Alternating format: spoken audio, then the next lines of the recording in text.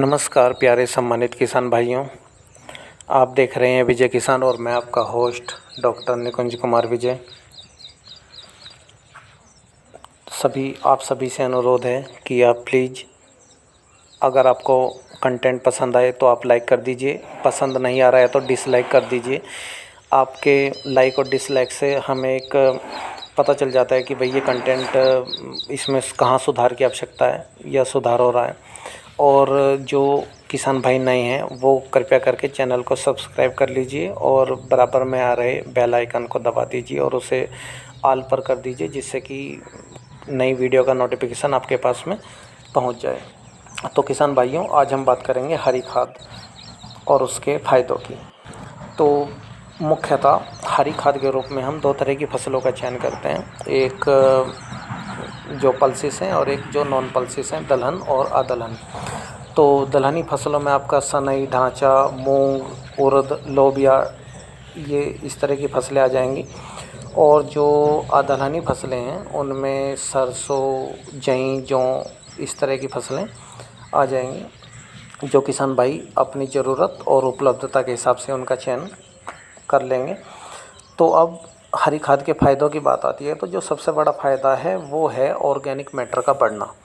जो कार्बनिक तत्व हैं भूमि के अंदर, उसकी वृद्धि से CN रेशियो में भी सुधार होता है और सॉइल ह्यूमस भी बढ़ता है।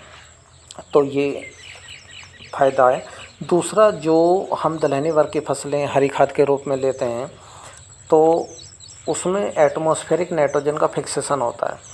जो हमारे वातावरण में नाइट्रोजन मौजूद है और हमारे पौधे की जड़ों की गांठों में जो राइजोबियम मौजूद है, वो वातावरण से नाइट्रोजन का फिक्सेशन सॉइल के अंदर कर देता है, जो लगभग 80 से 120 किलोग्राम प्रति हेक्टेयर तक होता है। तो इतनी ही नाइट्रोजन की आगामी फसल में कम आवश्यकता होगी। दूसरा, जो एक लीचिंग है, जो निक्षालन हो रहा है पोषक तत्वों का, उसमें कमी आती है।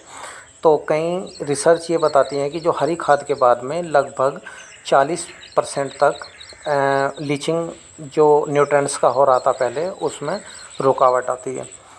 एक इसका फ़ायदा ये है कि जो पोषक तत्वों की उपलब्धता है वो बढ़ जाती है। तो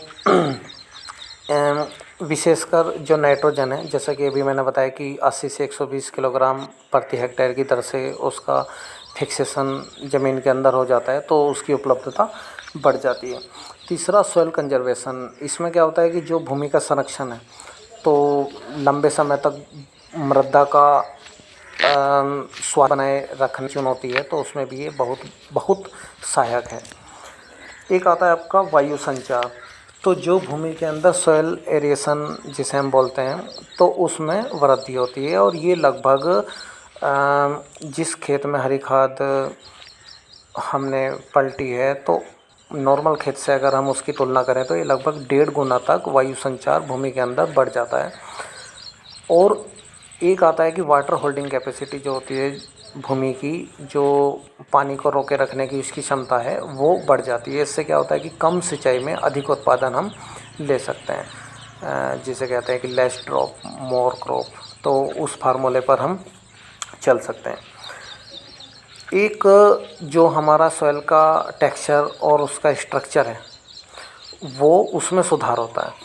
तो अगर आप सॉइल टेक्सचर और स्ट्रक्चर पे डिटेल वीडियो चाहते हैं तो आप कमेंट बॉक्स में लिख सकते हैं, हम उस पर एक डिटेल वीडियो सॉइल पार्टिकल्स और सॉइल स्ट्रक्चर और टेक्सचर पर बना लेंगे।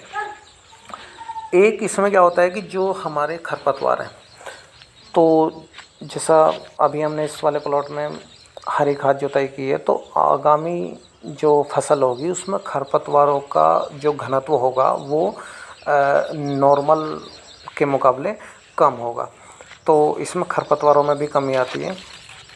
जैसे ही हम हरी खाद को मतलब मिट्टी पलटते हैं तो हरी खाद उसमें दबती है, तो बहुत सारे उसमें खरपतवार भी हमारे दब जाते हैं, जिससे कि आने वाली अगली फसलों में और आने वाले वर्षों में भी खरपतवारों की जो डेंसिटी है उसमें फ़र्क आता है। तो किसान भाइयों, ये कुछ हरी खाद के जो लाभ थे जो मैंने अभी आपके साथ डिस्कस किए। इनसे अलग कुछ उसके जैसा अभी आप देख रहे हैं कि ये हमारा प्लॉट है, तो इसमें हम अभी इसके बाद में हरी खाद जुताई के बाद में उड़द लगाएंगे। तो अगर आप उड़द पर भी एक पूरी डिटेल्ड वीडियो चाहते हैं तो आप कमेंट बॉक्स में लिख सकते हैं। और किसान भाइयों, आप चैनल को सब्सक्राइब कर लीजिए और जो अपने मित्रगण हैं उन्हें भी आप शेयर कीजिए, क्योंकि आपके उत्साहवर्धन की हमें बहुत अधिक आवश्यकता है। तो किसान भाइयों, ये कुछ हरी खाद के लाभ थे जो मैंने आपको बताए। अगर आप किसी भी मुद्दे पर वीडियो चाहते हैं जो फार्मिंग ट्रैक्टर से रिलेटेड है तो आप उसे लिख सकते हैं। हम बहुत जल्दी हमारा प्रयास रहेगा कि हम वो कंटेंट आप। तो किसान भाइयों, आपने हमें सुना, उसके लिए आपका बहुत बहुत धन्यवाद। आप हमारे साथ यूं ही बने रहें, स्वस्थ रहें, समृद्ध रहें। नमस्कार।